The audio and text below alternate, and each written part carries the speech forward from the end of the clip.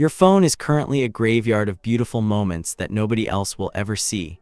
There are photos of sunsets that made you breathless. There are blurry shots of friends laughing in the dark. There are quiet reflections of your own face in a mirror, unfiltered and raw, but you never hit that share button.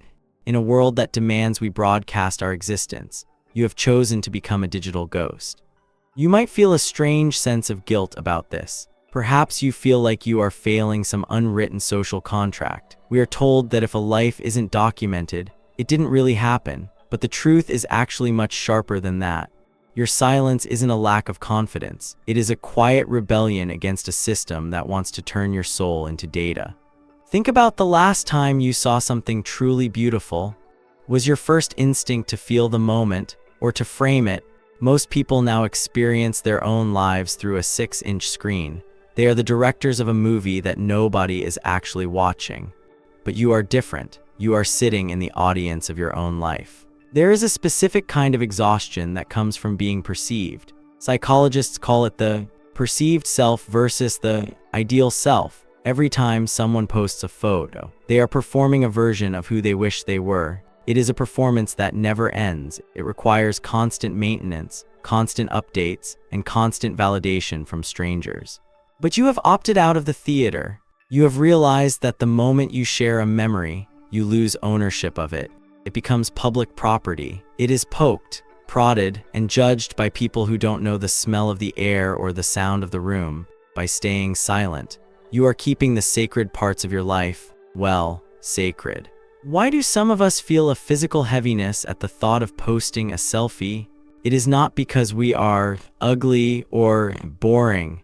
It is because our brains are wired for something called privacy orientation. This isn't just a preference. It is a biological defense mechanism. In our evolutionary past, being watched meant you were either a leader or a prey. There was no middle ground. Today, social media has turned us all into both. We are constantly hunting for likes while being hunted by the judgment of the tribe. When you refuse to post your face, you are removing yourself from the food chain. You are telling the world that your worth is not negotiable. You are saying that you do not need a committee to decide if you look good today. This reveals a very high level of self-concept clarity. This is a psychological term for knowing exactly who you are without needing a mirror. Most people use social media as a crutch. They don't know if they are happy until they see the notification that says they should be. They don't know if they are successful until they see the envy in the comments. But your identity is anchored deep within the earth. It does not drift with the trends. You have a solved puzzle brain that doesn't need external pieces to feel complete. You are not hiding from the world. You are simply protecting the world that lives inside of you. There is a hidden friction in the modern world. We are told to be ourselves, but only if that self is marketable. We are told to be authentic, but only if that authenticity fits into a square grid. This creates a state of cognitive dissonance. You feel it every time you see a perfect post. You know it is a lie. You know the house was messy 5 minutes before the photo. You know the couple was fighting before they smiled for the lens. This performance creates a hollow feeling in the chest. It is a physical weight that comes from living a double life. But what if the ultimate power is being unfindable? What if the greatest luxury in the 21st century is anonymity? Psychologists often talk about the internal locus of evaluation. This is the internal compass that tells you what is valuable. Most people have handed their compass over to the algorithm. They let a line of code decide their mood for the day. But you have kept your compass. You judge your days by the depth of your thoughts and the quality of your silence. You are not a show-off because you realize that the most profound experiences cannot be captured by a lens. How do you photograph the feeling of relief after a long day? How do you film the quiet growth of your own character? You don't, you just live it, and that is a terrifying concept to a world that runs on attention. In the 18th century, a philosopher designed a prison called the Panopticon. It was a circular building where the prisoners could be watched at all times, but they never knew exactly when. Eventually, they began to police themselves. They acted as if they were being watched even when the guards were asleep. Social media is the modern panopticon. We have built our own cells, we filter our words, we edit our faces, and we censor our thoughts. We have become our own jailers. When you stop posting, you are stepping out of the cell. You are walking into the darkness where the guards cannot see you. And in that darkness, you finally have the freedom to be messy. You have the freedom to be unoptimized. Have you ever felt the urge to just delete everything? To erase your digital footprint and vanish? That is your soul's immune system trying to protect you from the social comparison theory. This is the biological curse that forces us to measure our behind-the-scenes footage against everyone else's highlight reel. By staying low-key, you are giving your brain a vacation. You are lowering your cortisol levels. You are telling your nervous system that you are safe, even if nobody is liking your existence right now. There is a strange psychological loop that happens when we don't share things. It is called the Zeigarnik effect. Usually, this refers to how our brains remember uncompleted tasks better than finished ones, but it also applies to our identities.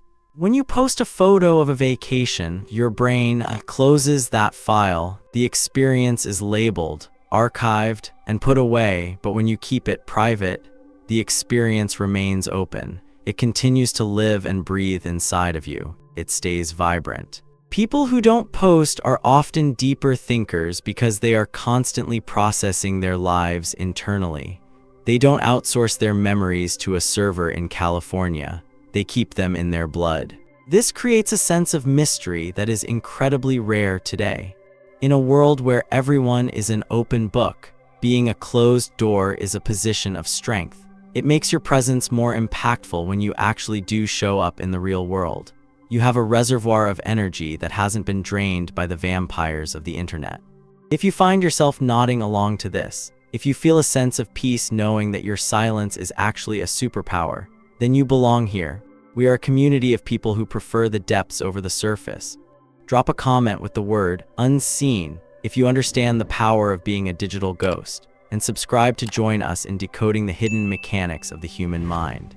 We must address the hard truth that many of us are afraid of.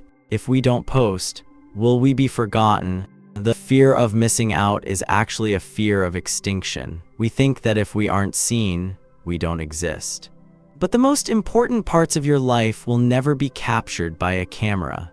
The way your heart swells when you read a certain line in a book, the quiet resolve you feel after a failure, the private grace you show to a stranger, these are the things that define you.